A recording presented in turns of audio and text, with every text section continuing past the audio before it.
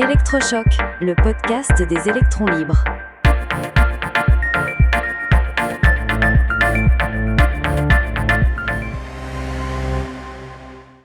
Jupiter, un super ordinateur pour le climat. Aujourd'hui, nous allons parler d'une avancée technologique absolument majeure pour l'Europe et pour la recherche scientifique. Exactement, Max.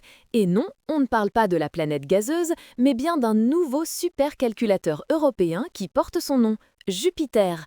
Et c'est un véritable géant. Un géant, le mot est faible. On parle de l'un des 4 ordinateurs les plus puissants du monde.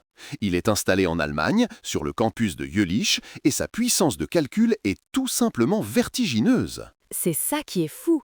Pour donner une idée à nos auditeurs, Jupiter peut réaliser 1 milliard de milliards d'opérations à la seconde. C'est ce qu'on appelle un quintillon de calcul. C'est presque impossible à se représenter. Absolument. Et cette puissance phénoménale, elle n'est pas là juste pour le plaisir. Elle va servir à des projets incroyablement ambitieux, notamment dans le domaine de l'intelligence artificielle, mais surtout, et c'est le cœur du sujet, pour la recherche sur le climat. C'est le point clé. L'objectif principal de Jupiter, c'est de créer ce qu'on appelle des jumeaux numériques de la Terre. L'idée, c'est de construire une réplique virtuelle ultra détaillée de notre planète. Une sorte de Terre virtuelle sur laquelle on pourrait lancer des simulations. C'est fascinant. On pourrait donc modéliser des phénomènes extrêmement complexes, comme l'impact d'une tempête sur les océans, l'atmosphère et même le cycle du carbone. Précisément.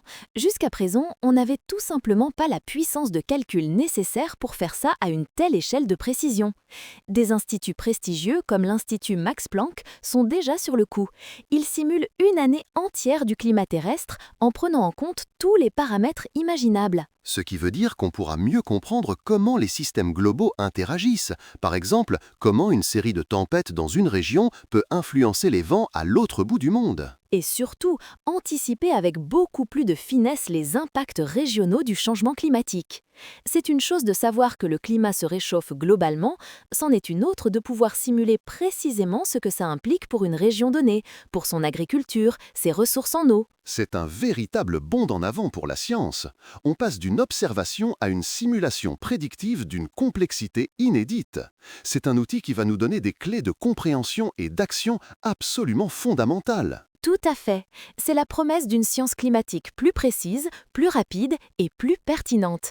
Jupiter, c'est bien plus qu'une machine surpuissante, c'est un nouvel horizon qui s'ouvre pour notre compréhension de la planète. Un horizon plein de promesses. C'est vraiment une excellente nouvelle pour la recherche européenne et mondiale. Soutenez les électrons libres. Abonnez-vous sur lel.media.